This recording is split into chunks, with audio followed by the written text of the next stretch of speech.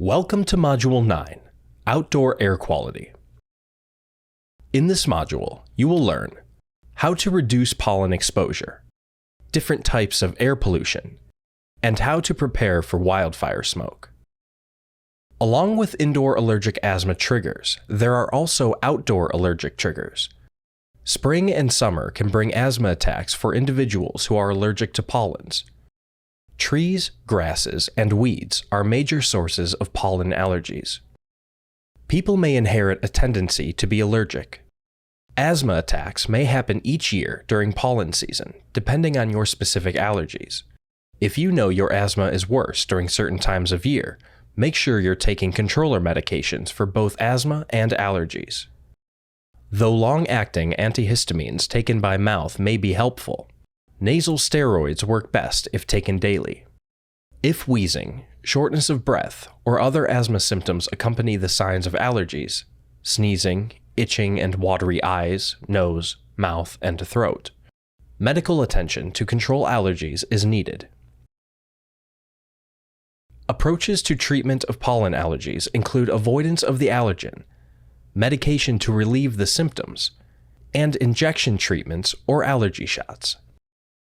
Some ways to keep pollen exposure down are: keep windows closed at night.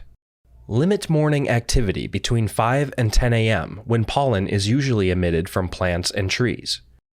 Keep car windows closed when traveling.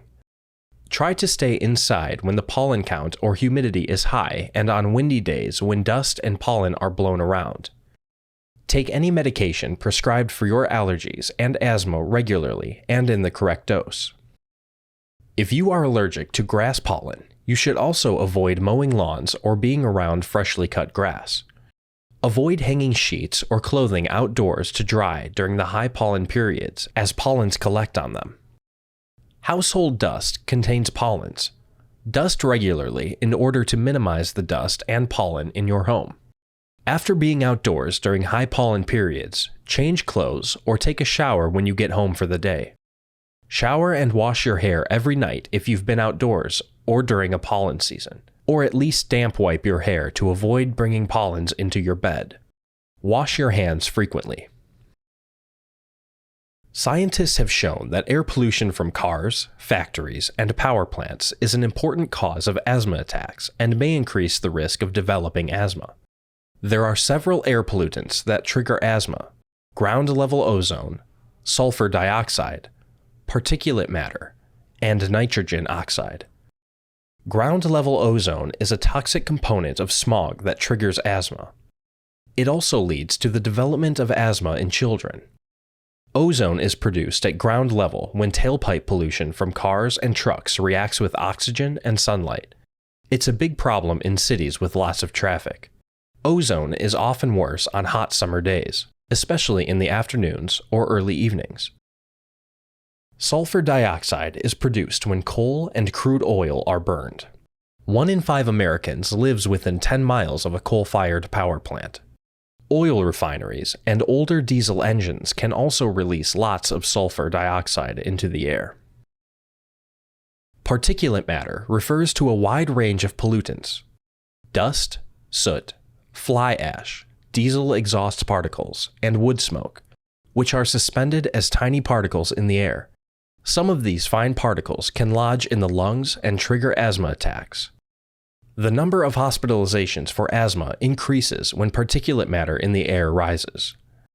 Particle pollution can be bad any time of year, and especially when the weather is calm and air pollution builds up. Particle levels can also be high near busy roads at rush hour, near factories, or when smoke from fireplaces, wood stoves, or burning vegetation is in the air. School bus idling can also be a significant cause of exposure to particulate matter for children. Particulate matter can get inside homes, drifting through windows if they are not tightly sealed. Nitrogen oxide is a gas emitted from tailpipes and power plants and contributes to the formation of ground-level ozone and smog. It also reacts with other air pollutants to form small particles that cause breathing problems, especially in people with asthma. Limiting your exposure to air pollution can be an important part of managing your asthma. The EPA monitors air quality all over the country through its daily air quality index. At the website www.airnow.gov, you can enter your zip code and state and get the rating of the air in your area daily. Check the EPA website or your local television, newspaper, or radio weather reports for daily updates on air quality. On bad air days, signified by orange and red colors on the index, children and people with respiratory diseases should limit their time outdoors. Purple and maroon indicate extreme levels of pollution. Even healthy adults should try to stay inside. Air pollution can be an asthma trigger, and it can worsen existing asthma. Plan outdoor activities when pollution levels are low. In summer, plan most vigorous activity for morning. Try to exercise away from busy roads or industrial areas. Exercise indoors on hot, smoggy days. Change your activity level when the air pollution is high. For example, walk instead of jog, or spend less time on the activity, 20 minutes instead of 30. You could also wear a mask outdoors. Air pollution can also make you more sensitive to triggers like mold and dust mites. An increased sensitivity to indoor asthma triggers could be due to outdoor air pollution. When there is wildfire smoke, check the air quality forecast regularly. If the air looks and smells smoky, minimize outdoor activities because indoor air is generally lower in pollution.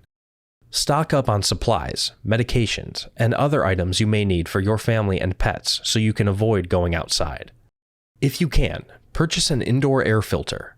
Pick a clean room to place the air filter, like the bedroom or a room the person with asthma spends the most time. Or find a cooling center or clean air center like libraries or community centers. Many commercial buildings have good filtration. You can create a DIY filter fan for use during days with poor air quality.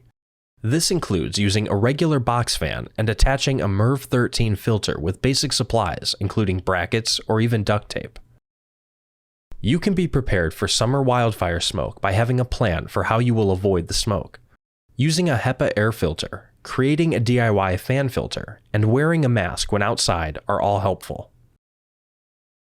Key points from this module are: try to reduce pollen exposure in the spring and summer if you are allergic to pollens.